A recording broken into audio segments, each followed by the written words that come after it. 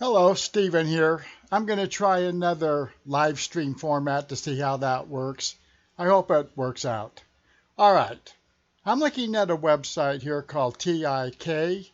I believe this gentleman is from England somewhere, and he does a lot of videos on history, World War II, mainly the Eastern Front, insofar as I can tell. I have to tell you, his videos are excellent. I really enjoy them. I haven't seen them all. But yeah, this is definitely a channel you should take a look at. Anyway, he recently put up a video that I have to make some comment to. It is entitled, "The Real Reason Why Hitler Had to Start World War II." Well, the first issue I have with that is that basically Hitler didn't start World War II. At least, definitely not all of it. First of all, we have the Pacific War. Manchuria, 1931. Then Japan attacks China, 1937, 1945. The Pacific War, Hitler, Germany really didn't have anything to do with that. Then, second, we have the Western Europe War, 1939 to 1945. Let me change my little cheat sheet note there. Okay, 1945. But here, it was England and France that declared war on Germany. Germany didn't declare war on England and France. Let's repeat that. England and France declared war on Germany. And then they proceeded to get their collective asses kicked. Notice that this all started after Germany launched Barbarossa in 1939 into Poland. Notice that neither England nor France declared war upon the Soviet Union, which also went into Poland. I think it might have even taken a little bit more than Poland than Germany did. And also notice that the United States, which fought in World War I, was a part of the Versailles Treaty, didn't declare war on Germany either. It was just Great Britain and France. And I think the real reason is that Great Britain and France was using Poland as a tripwire to beat down German competition with the British Empire. And I also suspect that might have been part of the reason for World War I. Basically, the British Empire, let's take a look at it here. Here's the British Empire. Look at that, spread all over the world. You know, Britannia rules the waves. The sun never sets on the British Empire. Well, look at it. So they've got this worldwide empire and dominion over millions of people, mostly third world type people here in Africa, India, Asia. Germany, so they're going to beat down Germany for going into Poland, right? So so they might have that agreement with Poland, and they didn't really help Poland with the Soviet Union. But yeah, I think it was basically a tripwire. Then we had the German-Soviet War of 1941 to 1945, the Eastern Front. This is the area that TIK, I think, kind of focuses on mostly. I noticed later on in the video that he kind of mocked the idea that Hitler was trying to save the world from communism. Yet, you know what?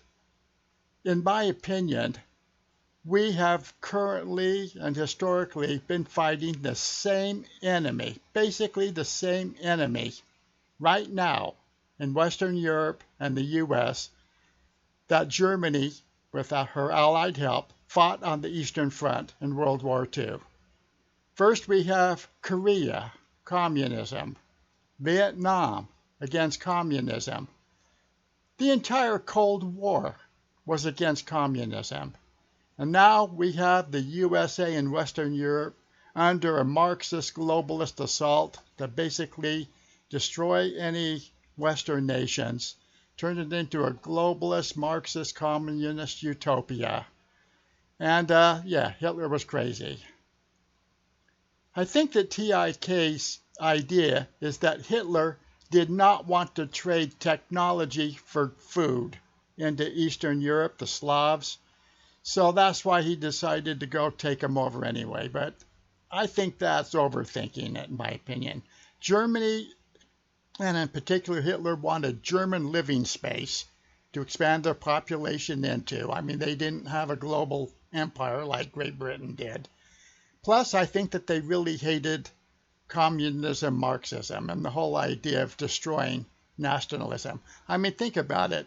Germany was basically nationalist, National Socialism. They were National Socialist. The Soviet Union was International Socialist, aka communism. So I think that Hitler, the Nazi Party, a lot of Germans, basically a lot of people in Western Europe, saw the Soviet Union as a globalist threat to nationalism. I understand that a lot of people from Western Europe did join up and fight with the German army, in particular with the divisions of the SS. They became kind of like an attached divisions, part of the Waffen-SS, the military unit of the SS. So yeah, there was a lot of fear and distress of communism, which we immediately went into ourselves as soon as World War II ended. I mean, 1945, Germany surrenders, the war's over. Within days, we're Cold War with the Soviet Union. I remember being stationed in the army in Germany in the mid-1970s. Yeah, it wasn't even clear what was going to happen to us if we had a conventional war with the Soviet Union at that time. We were having to depend upon the reforger reinforcement, where reinforcements would fly in from the U.S. But until that happened, if it happened, basically the idea is that, from what we talked about among ourselves, is that we would basically be pushed to the English Channel by the massive Red Army, ending up in a Dunkirk type situation. But basically, he tends to, in all of these videos, I think, basically think Hitler, Germany's crazy for fighting the Soviet Union and had no chance whatsoever. But take a look at this thought I've had.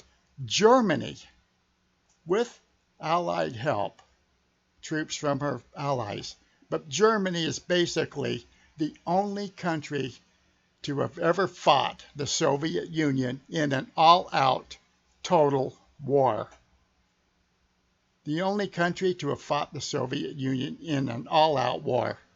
Now, who would have done better? Would Great Britain and France have done better than Germany going up against the Soviet Union? Well, they got their asses kicked just by Germany, so that's not going to happen. The entire British Empire, I don't think, could have taken the Soviet Union. It definitely could have. In fact, maybe we should request a video from TIK, since he likes to focus on military history, especially World War II.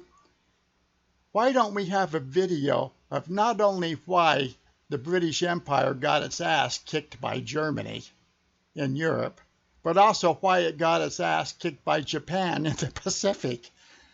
Basically, when you look at the British Empire, you can see down here in Africa, India, looks like the East, most of them seem to be third world populations. So they can go in and kick ass, on these people. But basically, I think that the British Empire, the British military, is overrated and always has been overrated. Sure, they march pretty, they have nice uniforms, but really they lost 2 wars to the United States. They did do well against France and Napoleon, but that was basically Napoleon's last stand. He'd already lost his Grand Army in Russia, in the winter retreat from Moscow, where it was utterly destroyed. So basically they managed to, with some struggle, kick Napoleon's ass, basically when he was, up against the final ropes. So yeah, let's do a video on why the British Army Empire lost their, they couldn't keep the Japanese out of the Pacific. By the way, I recently did a video of the communist threat. I mean, this is it. This is the same enemy that Germany fought on the Eastern Front in World War II. The thing that Hitler actually feared, and rightly so. Right now, they're marching right through the streets of our cities. Marxism, communism, globalism, and it's Europe. Now, in my opinion, the Muslim and African immigrants into Europe, the Latino, Hispanic immigrants into the U.S., they are just the weapons. The real enemy are the Marxist globalists in Europe and the U.S. that are allowing these people in to turn and ultimately destroy Western civilization. Okay, I think that's it for now. I don't know if this live stream even is going to come out. I hope it does. Let me go ahead and shut it down, and we'll see you later. Out.